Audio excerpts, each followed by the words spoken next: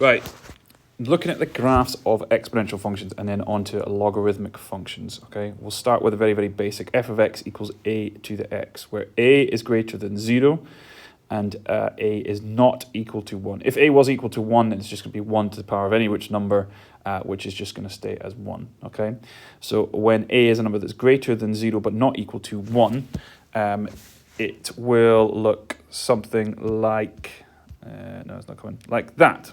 Okay, and the point is we have two identifiable points on a graph like this. We have the point 0, 1 because a to the power of 0 is equal to 1. Anything to the power of 0 is equal to 1, so that will be a point on every graph of no matter what the number is to the power of x. So if it's y equals, doesn't matter what number it is, to the power of x, then there will be the point, whatever that number is, to the power of 0, which will always equal 1, in which case 0, 1 will always appear on that graph. Okay. There'll also be the point 1a because anything to the power of 1 just equals itself, okay? So whatever that value is, there'll be the point 1, whatever that value is on the graph, okay? And these are the two main identifiable points on an exponential graph, okay?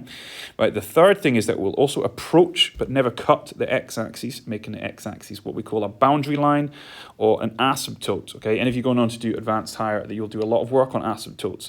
The idea is that it never actually quite touches that point. In other words, it never actually reaches that value. So it'll never get to a value where y is equal to 0, okay?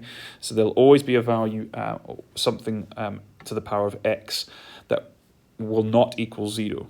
Okay, so you'll never get to that point. You'll never get a value of y equal to 0. You'll get really, really close, like really close, but it'll never quite get to that point. And that's what we call an asymptote. So the line y equals 0 is an asymptote to this graph. And it will be an asymptote to most graphs that are in an exponential form, obviously, unless it moves around. And that in itself gives another point that we might need to find when we are moving these graphs around. So the alternative, generally you have y equals a to the power of x, where a is greater than 1. But if a is a number between 0 and 1, okay, in other words, it's a kind of a small decimal number, it's actually going to flip like this, okay? And the reason for that is we still have the point 0, 1 because anything to the power of 0 is just 1, okay? But then obviously 1a, given that a is a number between 0 and 1, is now going to be less than this value, less than 0, 1. It's going to be over to the right, it's going to be 1, whatever the value of a is.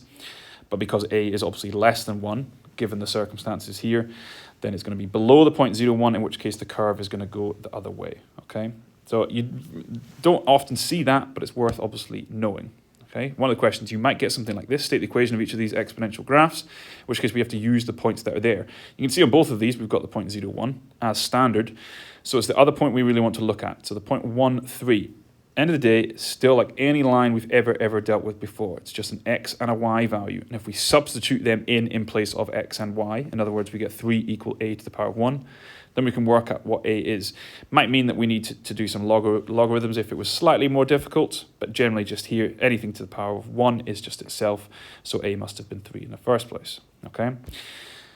In which case the graph of y is y equals 3 to the power of x. For the next one, it's a little bit more difficult, but it's set up in such a way that you don't have to think about logarithms, okay? We still put the numbers in. X and y are 3 and 8, in which case 8 equals a to the power of 3, okay? If you know what to the power of 3 gives you 8, then this is straightforward enough. But basically, we're reversing this. A is equal to the cubed root of 8, which is just 2, in which case this graph is y equals 2 to the power of x.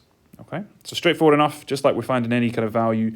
If we've got the x and the y, then we can just substitute them into the equation, okay? What's going to happen with these, though, is they're going to start moving around, as always happens with graphs, okay? So we're going to draw the graph relating to f of x equals a to the x.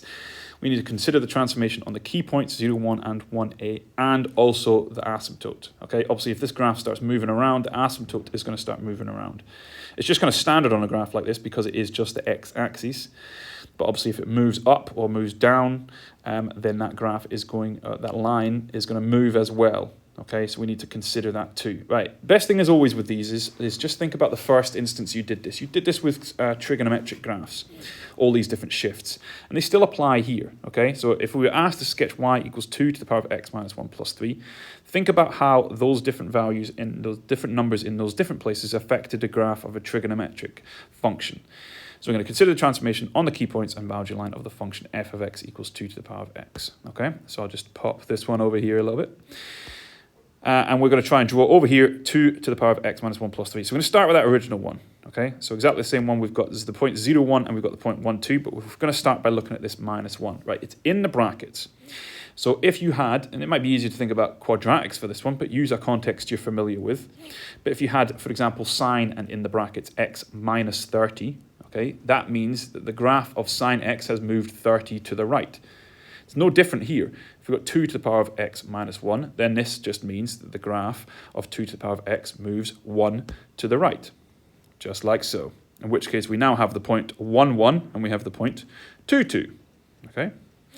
Right, so then the plus 3, what does the plus 3 do to the graph? Okay, what it does, if you think about it, if you had sine x and then the plus 3 outside the brackets, the graph would move up. Same with a quadratic, same with anything you've ever done. Okay, so what's going to happen here is that this graph is going to move 3 up, in which case the y values are going to be increased by 3. Okay, so we're just going to take this, pop it up here. In which case the 1, 1 becomes 1, 4, and the 2, 2 becomes 2, 5. Okay, right, so the only other thing that's changed here is the asymptote. So the x shift, the x minus 1, that didn't affect the asymptote at all. It's still going to be the x-axis is the asymptote.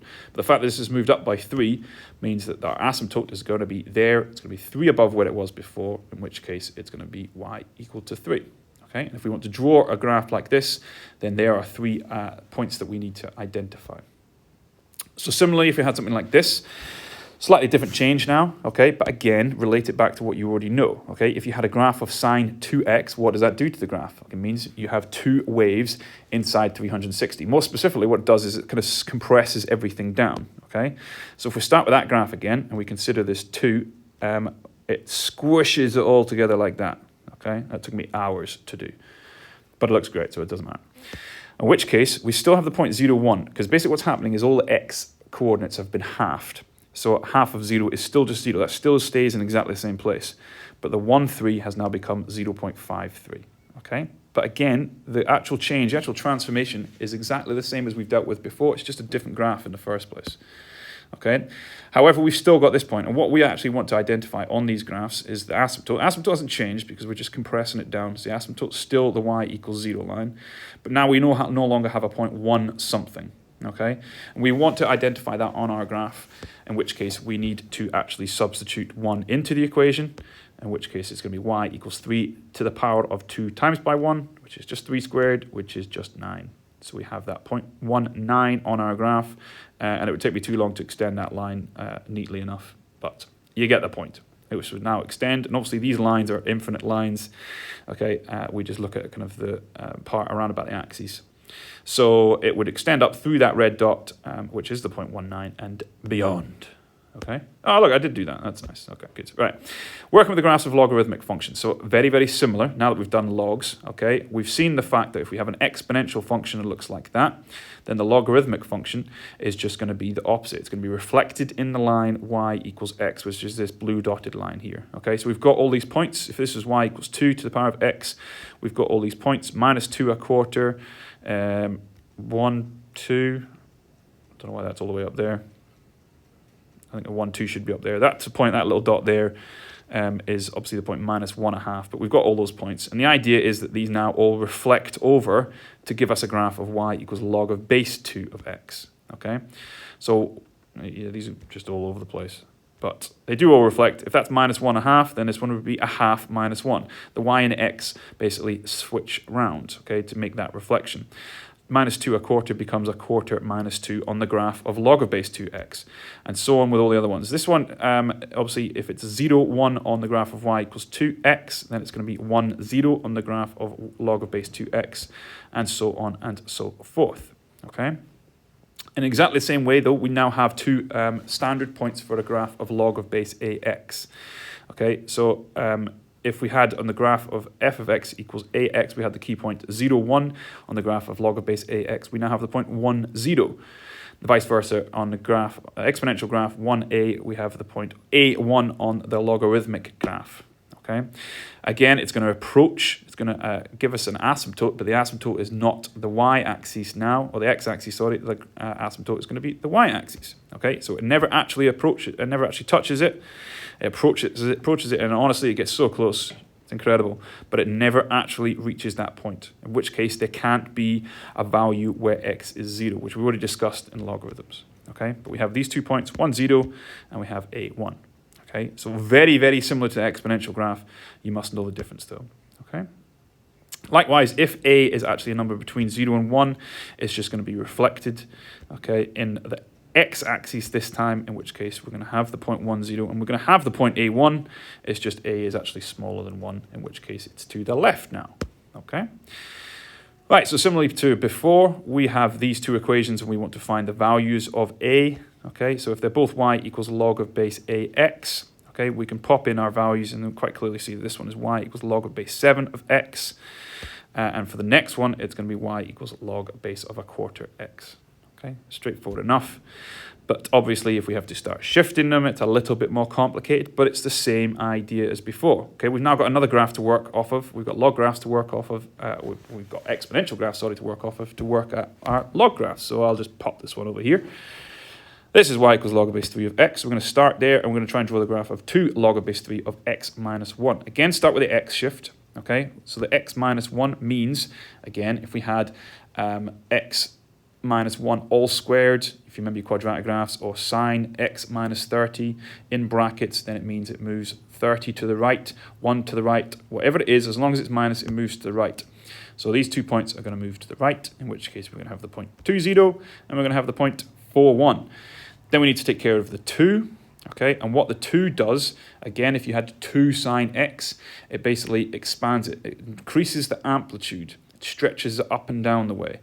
So in other words, our y values are going to be doubled. Okay, so 0 doubled is just going to be 0, but 1 doubled is going to be 2. So stretch this up like so. Stretch it up and put those points back in. So still the same point as before, 2, 0, but this one has become 4, 2. Okay. And because obviously we had that shift along, the asymptote before was x equal to 0, but now it is x equal to 1. I've just neglected that here though. But nonetheless, these are slight kind of possibilities based on what you've done in terms of logarithms, okay? And it's in terms of actually drawing these. So if you have log of base 3 of x squared, that's the same as 2 log of base 3x. In which case, what's going to happen is it's going to be doubled like that previous one we just looked at. So the graph of log of base 3 of x is stretched, in which case your y coordinates are doubled. If you have log of base 3 of 1 over x, we've got to think of that as log of base 3 of x to the power of minus 1, which is obviously minus 1 times by log of base 3 of x, in which case the graph of log of base 3 of x is flipped. If you remember minus sine x, it flips it in the x-axis. Minus x squared goes from a smiley face to a frowny face. It's the same idea here. Okay, so this graph on the right-hand side would just be flipped upside down. Right, log of base 3 of 9x is a bit more complicated, okay, but we can basically split it up and think of it as log of base 3 of 9 plus log of base 3 of x. Okay, we've got 2 things multiplied together in the first instance there, and we know we can split that into 2 separate logs.